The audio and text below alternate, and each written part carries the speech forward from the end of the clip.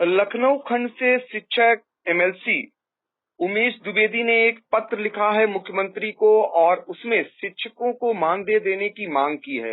ये कड़ा पत्र है क्योंकि शिक्षकों को लेकर हमेशा वो लड़ाई लड़ते रहे हैं। ये पहला मौका है जब वो सत्ता में हैं और इसलिए उन्होंने पत्र लिख करके बाकायदा उसको फेसबुक, व्हाट्सएप के माध्यम से भी संदेश भेजा गया है, जिसमें सीएम और डिप्टी सीएम से लेकर के बीजेपी के प्रदेश अध्यक्ष और संगठन मंत्री को भी वो प्रतिलिपि भेजी गई है। हमारे साथ मौजूद है इस समय शिक्षकों के हित की मांग उठाने वाले एमएलसी उमेश द्विवेदी जी। सर, आपने जो पत्र लिखा है, क्या मांग की है और क्या क्या दिक्कतें हैं शिक्षकों के सामने आज की स्थिति में?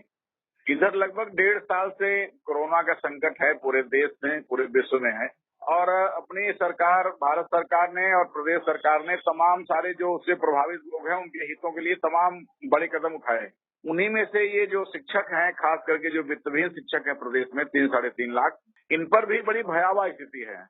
स्कूल बंद है, फीस आ नहीं रही है, ऑनलाइन बच्चे कुछ जुड़े हैं, कुछ नहीं जुड़े हैं, लेकिन फीस बिल्कुल ना के बराबर आ रही है। जो थोड़ी बहुत आ भी रही है उसको प्रबंधक अपने उपयोग में ले रहे हैं। कुछ बड़े भावनाशील हैं, थोड़ा बहुत 10-5% दे रहे हैं, कुछ नहीं दे रहे हैं और ज्यादातर तो देहात में शिक्षक हटा दिए गए हैं, यानी उनका वेतन बंद कर दिया गया है। ऐसी स्थिति में हमने सरकार से मांग की है। हमने बार बार माननीय मुख्यमंत्री से मिल करके, उप मुख्यमंत्री जी से मिल करके, माननीय श्री बंसल जी से, आदरणीय स्वतंत्र देव जी से मिल करके भी इनकी समस्याओं को गंभीरता पूर्वक रखा, लेकिन माननीय मुख्यमंत्री जी का जो रुख है इन शिक्षकों के प्रति वो ठीक नहीं लगा। बातचीत में भी उनको जो व्यवहार लगा वो ठीक नहीं लगा शिक्षकों के प्रति। इसलिए मैंने साफ साफ पत्र लिखा है कि सरकार की जो संवेदनहीनता है उससे शिक्षकों में आक्रोश है और चूंकि आने वाले समय में हमारा चुनाव भी होने जा रहा है 2022 का, ऐसी स्थिति में हम शिक्षकों के साथ इसलिए दुर्व्यवहार करेंगे तो निश्चित तौर पर शिक्षक हमसे दूर होगा। इससे संगठन का और सरकार का नुकसान होगा। तो विधायक जी, आपने बड़ी बात कही है कि मुख्यमंत्री जी का जो रुख है अब तक जो शिक्षकों के प्रति वो अच्छा नहीं है। ये बहुत बड़ी बात है क्योंकि आप उसी सत्ता में हैं, उसी सरकार में हैं और चूंकि आप पहले से ही शिक्षकों के हितों की मांगों को उठाते रहे हैं। ऐसे में यदि सरकार ने न सुना तो अगला कदम क्या होगा आपका?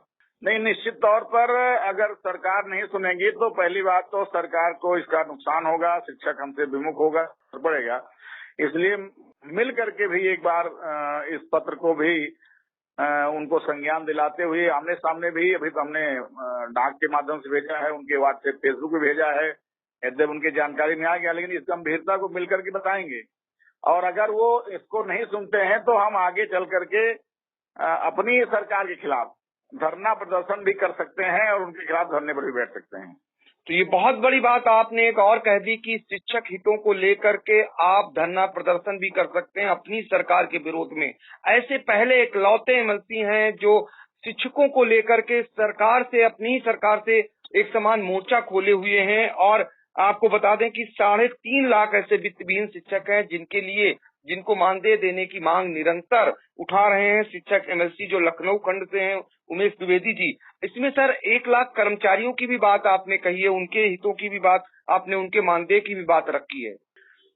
निश्चित तौर पर जो भी शिक्षक काम कर रहे हैं, अगर उनको प्रबंधक तनख्वाह नहीं दे रहा है, वेतन नहीं दे रहा है, तो सरकार की जिम्मेदारी है कि जैसे आज उन्होंने पटरी दुकानदारों की, जो हमारे लेबर तबके के लोग हैं, उनके लिए 1,000 रुपए राशन की व्यवस्था की है, माने जीविकोपार्जन की व्यवस्था की है कि वो जिंदा रहें।